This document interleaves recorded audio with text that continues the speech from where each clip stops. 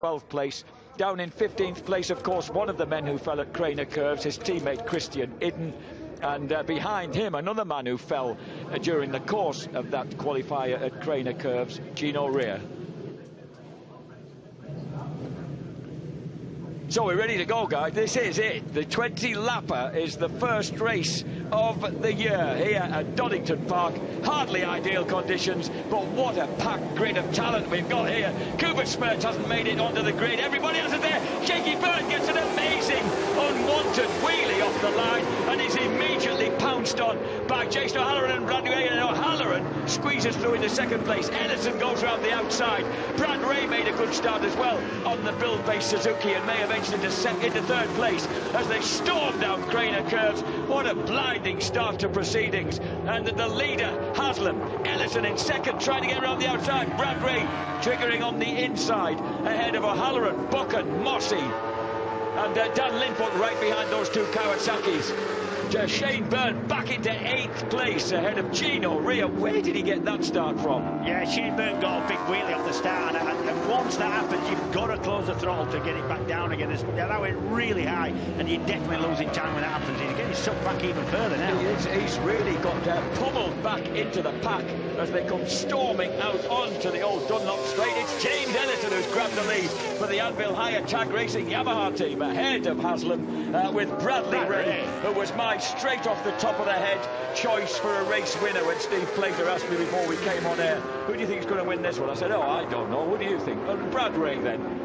Well, I'll tell you what, he doesn't look too silly just now, but I don't think he's going to win it. But what a start he made. Really good launch and a really aggressive run, considering the temperature is as low as it is, and you have to take your time a little bit. Oh, who was that going for the inside line? It was Mossy showing it. Oh, what a big moment for Christian Idden there that he just rescued at Goddard's, but cost himself a couple or three places as they're on the charge down to Redgate. So Mossy looking like his old self with that aggressive move, and now he sits up Dan Linfoot as they go through Redgate. So on to the second lap of 18. Ellison, Haslam, Ray, O'Halloran, Buchan, Mossy, Linfoot, Laverty. Watch left-hand side front row. Look, the fight, and that even by the time he disappeared off our screen, he's closing the throttle, and people are blasting past him, look. Oof. As simple as that.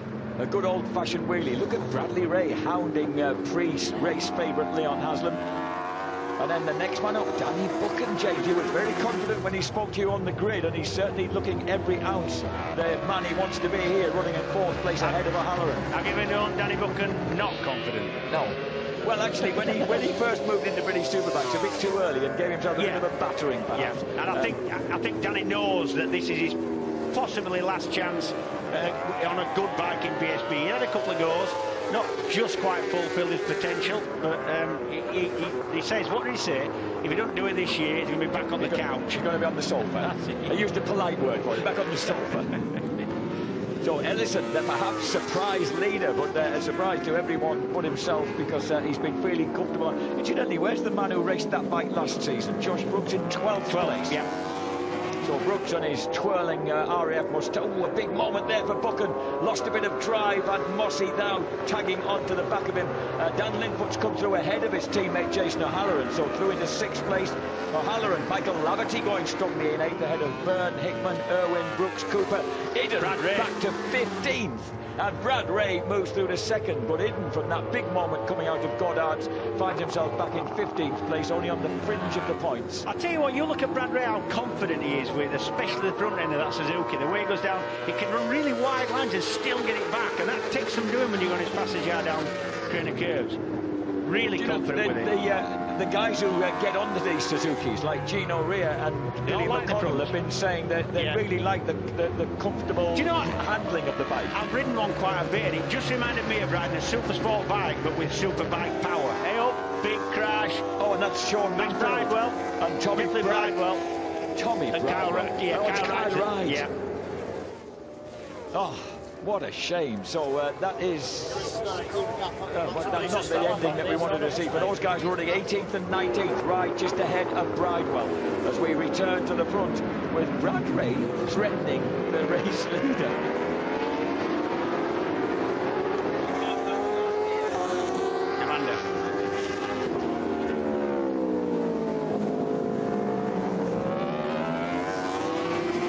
So on to lap 4 we go, and that's Kyle. That's Kyle Wright. Kyle Wright, one of our talented rookies here in PSP. He's good. He's all right. That's a really good sign. I mean, these days the protocol is you don't let anybody move in. Here we go. Let's have a look. Oh, they must have got locked together, because that's the Swan section. That's so fast. They've come from a long way off screen left there. A long way. Well, that was Kyle, when they crossed the line at the end of the previous lap, Kyle was just ahead of Tommy, so we have no idea what's happened there. But Kyle Wright, good to see him reunited with Craig Fitzpatrick, with whom he almost won the British Supersport title before he went off to World Supers. Now, here we go, these front 3 looking really strong, and Mossy trying to edge in on them. You watch the front 3, you watch Ellison in the lead on the yellow Yamaha, then second, stunning Brad Ray on the blue Suzuki, and then the green Kawasaki of Haslam. You watch of them all, Brad Ray can run the widest line and he can get put offline and get back on it immediately without it costing him a lot of time. That tells me he's really confident with the bike, especially the front end of the weight steering. So Ray running very, very strongly in second place, Haslam in third, Mossy and number 4 in 5th place, Dan Linfoot for Honda Racing. Ahead of Danny Buchan now is back in 6th place with O'Halloran for company. Laverty's right in there, Shaky Byrne in 9th place with Peter Hickman and Glenn Owen behind him. Eden in 13th last lap, exactly the same lap time as, well, one of the fastest out there, as fast as the leaders, and he's in 13th. So and everybody else is close to it as well. So he's got to try and pick his way through from there. There's a lot of work to do. Jake Dixon's behind him and Richard Cooper. And then outside the points, Gino Rea, Taylor McKenzie, Dean Harrison, Taron McKenzie and Mason Moore. How's that for a lineup of talent? Meanwhile, this is the blue build-based Suzuki. Do you see that section there? The right-hander craner, left-hander craner, old hairpin, and Brad Ray can go in there. He can get 2 feet further back to get that lovely nice line into the old hairpin. It's really difficult to do there. You're just touching the brake and trying to get the bike slowed up a little bit. There's a lot going on, and make it change direction and grip at the front. Remember how good he was on the Super Sport bike, James, when he won that sequence of races towards the end of the season before last. Unbeatable on that. Yeah, and he's obviously, if you say this handles a little bit like a Super Sport bike, he's loving it. Yeah, that's the feel of the bike. It feels small, it feels light at the front, it just feels like you can put it where you want it. I mean, my point of reference now, to be honest, Jack, is not, I haven't ridden every other race bike, but I know it's a standard road bike and I've ridden most of them. That's what it gives you. It gives you that confidence in the front, and that usually transfers somewhat to a race bike. Shane Byrne beginning to make a move now. He's cut inside O'Halloran, so he's into 7th place. And the reigning champion on the BY's Ducati beginning to just edge in on the leaders. And I tell you what, he's in 7th place, but they're all there in front of him. There's nobody getting away. We're on the 6th lap of 18. Here comes Brad Ray. He's going to lead a British Superbike race at the beginning of his 2nd season in the series, and that finished 11th last year. Classic example of his confidence, especially on the front, because he's on the brakes, got it turned in. Normally, if somebody overtakes you there, you immediately cut to the inside because you expect them to run wide. He didn't. He kept it really tight on the inside, didn't miss the apex at all, didn't allow Ellison any way back. Really nice move, but to do that, it's not just about riding, you need confidence with that bike. He's been a previous winner here at Donington Park, of course. He won the first round of the Moto3 Championship in 2015 here, and then he won twice here in that British Supersport sequence of race wins in 2016. On the 6th lap of 18, Bradley Ray, 28, on that beautiful blue build-based Suzuki, leads the distinctive black and yellow Anvil Tag higher Yamaha, then the familiar green of the 2 Kawasaki's of JG Speedfit, then Honda red for Dan Linfoot, chased by Ducati red, the Italian red of Shaky Byrne. If you get a chance, just watch close now. They brake hard off the back straight into Foggy S's and down into Melbourne and into Goddard. It's a really weird setup on the front end here because there's so many hard braking points from high speed down to really low speed that you've got to have firm front fork springs to stop the bike bottoming out. However, if you do that, it doesn't handle and steer anywhere else on a faster, more flowing, more accurate part of the track. So what you've got to do is have them just bottoming out, and you can see that. You'll look when they break down into Melbourne or into Foggy S's next time from head on shore. You can see the front end banging off the bump stops at the bottom of the forks. tell you what, Dan Lynchwood's Firebreak was banging off the bumps coming out of Redgate then. He was just about airborne and twitching at that moment, and he says that he is, you know, at least feeling the bike to be a little more stable underneath him, and that's with they've got a new swing arm yet to put back on to see how that works. But he says what you sacrifice is that little bit of stability at the front end when you've got that greater stability at the back. Almost. Yeah, it's a massive compromise setting a race bike up. What you want is a bike that'll steer really well and hold its line really well. That really means you've got to have an unstable bike on some of the faster bits. So it's you want one that'll change direction, but you don't want one that'll unsettle itself on the straights, and it is a compromise. Again, as they storm downhill, that heavy braking, everybody looking pretty much in a straight line at that point. Yeah, and this will be giving a lot of people a lot of confidence here, because you'll be going around thinking, do you know what?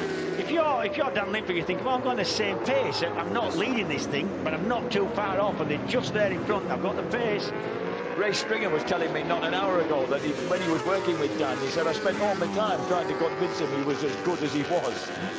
Exactly. Well, I've been the same with Dan for quite a long time now, and honestly, when he got those wins last year, I says the only thing stopping you doing that before now was yourself. Yeah. You have got the pace, absolutely 100%.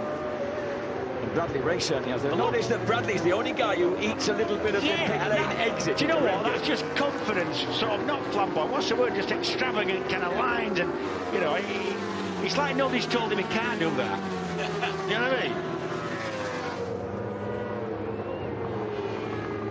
So Bradley Ray with James Ellison sitting right in behind him. Fastest lap of the race.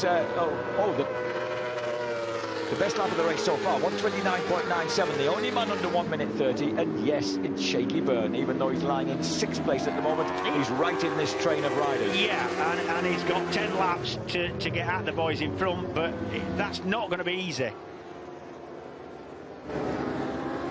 That's going into foggy S's. Yeah, that's just unloading. See the little, the gold shiny bit at the front there. And you can see how that's not quite at the bottom. He's in the corner. Centrifugal forces pushing that down. And as soon as he opens the throttle, you'll see that unload between the left and the right of foggy S's. It's before that when he would have been right on the bottom of the stroke. Wow, and he's look at this. A moment there for Bradley Ray, gives James Ellison a chance up the hill. Ellison wheelies a little bit up the hill. Bradley comes back at him. The menacing figure of the fearless 20-year-old, edging out the 37-year-old Cumbrian, shortly to be Texan. He wants to lead it, does Brad. You wouldn't think a man of his experience, or limited experience on Superbike, you'd think he'd sit in the group and just see what's going on. Here comes Haslam up the inside of Ellison. Is he clean? Ooh, brave Ellison there. Ellison clings on to that 2nd place. That was last at 1:30.8, played at 1:36.9 and 1:36.7. And this is one of them situations that we really like from the comms booth, because what it is, there's so many people close together. Oh, brutal by Mossy down into the old hairpin there on Dan Linford. It's one of them situations where if you don't lead it and don't push and don't keep passing people, you will get sucked to the back of the group. Yes. No question of that. So you've got to keep going forward. And that's kind of happened to Victor O'Halloran. He's been pushed back to 8th place in the back of that group now, with Glenn Irwin just behind him. Irwin in 9th, Hickman 10th, Laverty dropped to 11th, Brooks still 12th, and Idden still 13th, unable to make progress from back there. Look at that little gap that's opened up between 1st and 2nd, and the flame-throwing bike of James Ellison dropping down underneath the ghost of the Dunlop Bridge. And hey, what was Gino Rear in the background? Gino down in 16th place on the OMG Suzuki. Yeah, the two McKenzie brothers. Yeah, a little bit lucky for Gino. I felt like, especially here, where a circuit he knows, and there'll be plenty that he doesn't know this year that he's going to have to go to. I thought he'd have a bit of go at this, but it's not his fault really. He fell foul of the conditions, fell off, knocked himself up a little bit. He's a bit sore, but also just put him back on the grid and didn't make the best of the start. I feel he's got a better pace than this. Half distance onto the, is it only half distance? Onto the 10th lap of 18, 9 laps complete, and those 9 laps have been led, at least for half of them, by none other than Brad Ray. And the bespectacled, amiable kid from Lydd, way down in the, almost on the coast of Kent, well, here in Derbyshire. You know, I read a lot of sort of literature before this season started, guides to who's going to do what team members were, and Brad Ray, they got all the MCN got all the top riders to predict their top 6. Is that Mossy in front of us? Yes. It is. Good move. Wow, Haslam's coming under a bit of pressure here, isn't he? Yeah. Brad Ray put himself down as winning the championship, and we all kind of just chuckle a little bit. Well, I don't know whether they put those in order. Top six. I think that was just a top six prediction. I don't think he'd been so brash as to put himself down as champion, but one of the showdown members. Michael Laverty has put a very good point. He reckons that the top 6 should become a top 10 showdown because there's now so very many people and of immense quality. Dan Linford makes a move on Haslam. Haslam's got, things aren't just quite as they might have been during qualifying for Leon right now. He's getting squeezed out of it, and Shaky's taking a look now at his championship rival from last year. I wonder if Leon's got a problem, because Leon, in a situation like this, is a rider you would put money on pushing and pushing and pushing. And it doesn't look like he's got the bike to do that now. Onto the 11th lap of 18, and this seesaw battle, and he runs way wide into Redgate, opens the barn door for Shaky Byrne to go He's through. got a problem, he must have a problem, he's losing time all the time. That last lap of Haslam, let's check it out, was a 1:31.3. Everybody else is running low 1:30s. Ron Haslam there is vastly experienced former Grand Prix racing dad. And he's hemorrhaging places now. He's Haslam. There's definitely something wrong. I mean, that's now O'Halloran past him. That's Glenn Irwin just having a bit of a nip as well. And there's a problem for Haslam, no question. The fastest lap classification will, of course, decide the grid positions for tomorrow's race. And right now, Shaky could be on pole with Glenn Irwin. They're just going sweeping round Leon Haslam. Second on the grid, Brad Ray third, Linford, O'Halloran and Haslam on the second row before Haslam began to slow down. Haslam isn't even going to finish in the points of this race. Yeah, we're only on the 11th lap of 18. He's got a bit of... Well, no, I was going to say he's got a gap behind him, but not yet. It's a disaster, really, for Leon. And obviously a machine problem. Buchan's slipping back. Buchan's back behind Hickman now, and just in front of Laverty. Dixon is the man making progress. He's passed Brooks and Itten into 12th place. So completing that 12th lap, 2/3 race, beg your pardon, onto the 12th lap, almost 2/3 race distance. And here comes Shaky trying to make a move on the wide approach to Redgate of Dan Linford, and he does so. So Linny needs to retaliate fairly smartly, and he does. Oof, boys, down Craner curves, brave side by side, and Linford prevails. Yeah, he did, but I'll tell you what Dan did there. When they flicked left to the left-hander Craner, he did leave a little bit of room there, left a couple of 3 feet on the inside. He's nothing if not a gentleman at the boy. It's good to see him living up to the horns on his new helmet design. Oof, it still bucks a bit, that Fireblade at times, doesn't it? Yeah, it does. And Dan runs really fast mid-corner speed. He's a rider that kind of lets the brake off, doesn't square the corner off, lets the bike roll through the corner, and is really gentle opening the throttle again. Instead of a sort of stop, get it slowed down, get it on its side, and then sit it up and bang the throttle open. He's more of a sort of Floyd 250 kind of rider, and you get to see all the sort of warts and all in mid-corner with the bike and how it's handling. Like Gino Rea, of course, a background in Superstock 600 European competition, as well as very early on in his career, very young into 125 and 250 Grand Prix racing. So as far as Dan's concerned, as a settled dad living in North Yorkshire, he's seen the world, but he's about to see the BYs of Ducati when he doesn't want to. He gets forced to sit up going into Goddard's, and that allows Shaky Byrne to escape into 4th place. Look at Brad Ray, he's just very gradually aged out. Look at that. Bradley Ray, fastest lap, 129.949, ladies and gentlemen, against a 130.39 for Ellison, a 130.7 and a 130.6 for the guys behind him. That is impressive. So Bradley Ray, James Ellison, Luke Mossey, Shaky Byrne, Dan Linford, Jason O'Halloran, Irwin Haslam, Hickman, Laverty is your top 10, with Bucket now back to 11th. Quick point, Jack, I've just been told that Haslam was the only rider certainly in the top 20 that went for the harder option front tyre. And I've got a feeling that's been one of his problems, or the problem, because he certainly has one. The two Honda Fireblades nailed together at the moment, those Castrol Hondas, if you like. Interestingly, Christian Itten was not being convinced by his team boss, as we see O'Halloran squeeze past his teammate there and move into that 5th place. So both the Hondas running top 6. Philip was nil. was trying to convince Christian Iden an hour or two ago that, oh, here comes Shaky on Luke Mossey. Oh, Luke didn't seem to realise he was there. That Leon Haslam was making the hard footwork, and what do you think? Would it be worth a try? And Christian said, no, I'd rather not, because I think I need the softer one. That was just a point I made. That we don't know that's the problem. It could be a completely different problem. It could be. So Bradley Ray gets the board that tells him that everything's all right, except, oh, look, Linfoot. Oh, I like this when teammates start to squabble.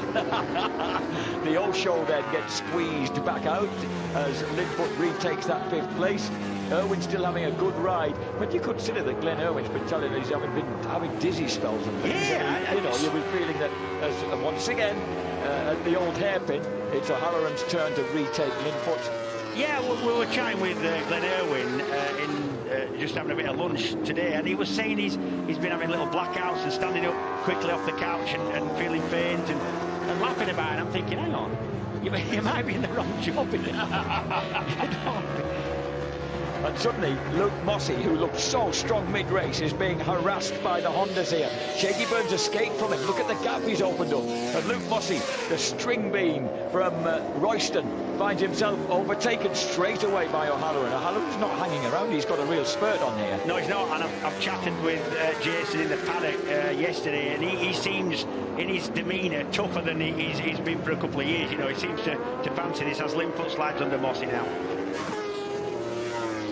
This is a fascinating race. Bradley Ray's last lap, 1:30.2, was half a second quicker than Ellison.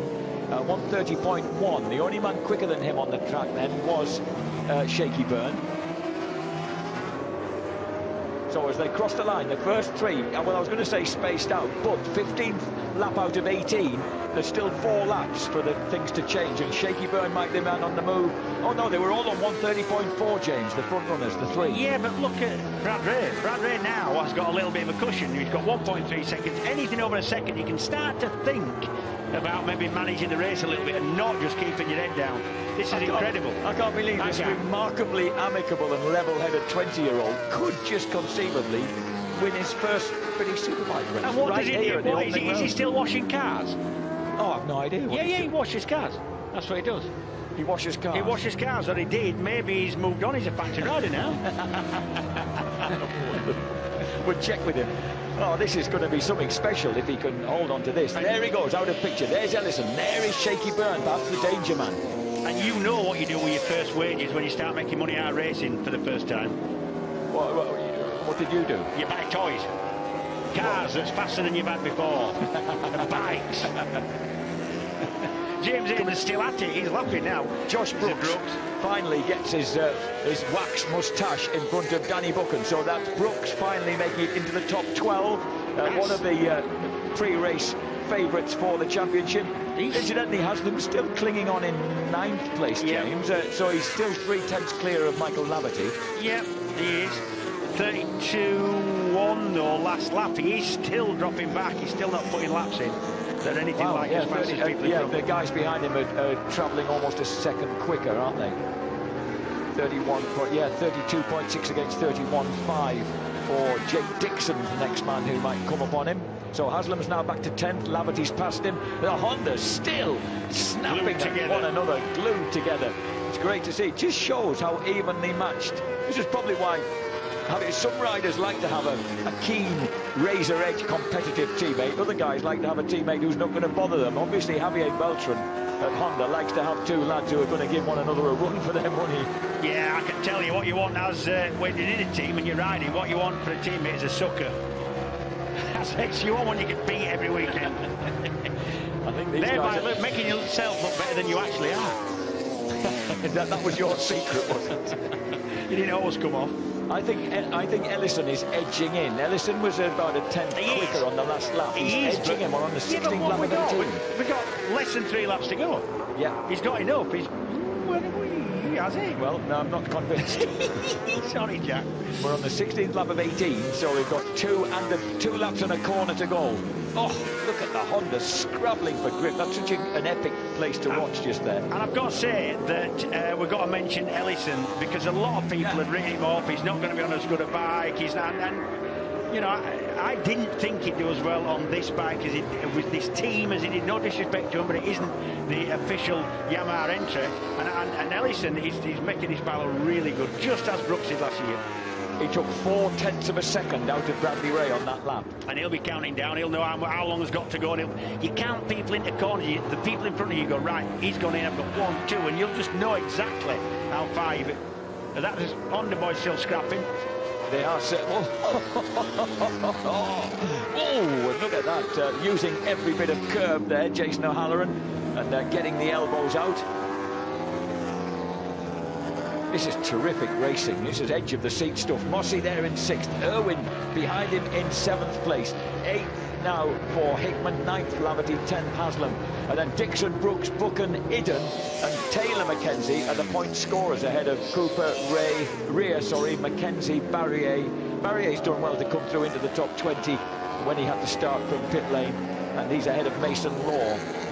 Meanwhile, at the front, look, we've got some threatening clouds. Oh, and look at this. We've got just a lap and a corner to go. And this is the situation. Bradley Ray on the build-based Suzuki is going to cross the line a whisker ahead of James Ellison and Shane Byrne. Oh dear. Is Ellison close enough? Possibly. Yes, he is. Possibly. Because he's pulled up more than that on each lap. But to get past, that's a different thing. Good effort from Shane Byrne as well from his start. That's taken some doing. A lot of people to pass. A lot of trouble he could have got into the air. That was another 0.3 of a second eaten up Brad Ray's lead. Oh, Bradley on the limit there with the Suzuki through Hollywood. So was Ellison. Ellison's bike's on the move now. I don't know whether he's got enough left to have a go at Brad Ray. Ladies and gentlemen, this is only the opening race of the Bennett's British Superbike Series 2018, and we're already on the edge of our seats downhill as we go thrusting through Schwantz, tearing uphill now into McLean's. I'm going to say Brad Ray.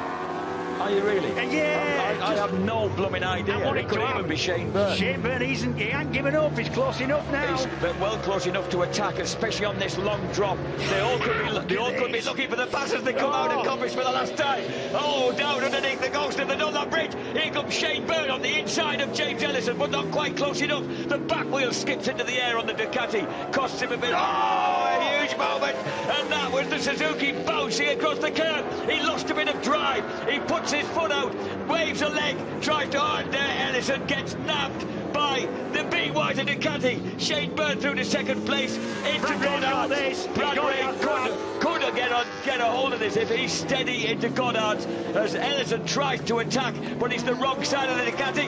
Bradley Ray takes his first British Superbike race win at the opening round of the season at Donington Park. What a performance by the 20-year-old for Stephen Stewart Higgins' team. Magnificent. Holds off Shane Byrne. Look at these guys coming up the line now. Haslam hangs on to 9th place, just in front of Laverty and Dixon. He looks pleased and relieved at that. Josh Brooks in 12th place, and then Bradley Ray takes victory. Whoever foresaw that for the 20-year-old Kentish lad in his 2nd season in British Superbikes.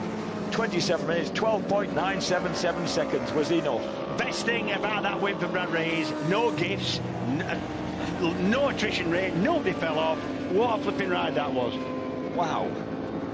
Well, you've been talking about that lad for a long time. No, everybody has. It wasn't easy. It wasn't difficult to spot, was it? It's quite easy to know that he had a lot of talent.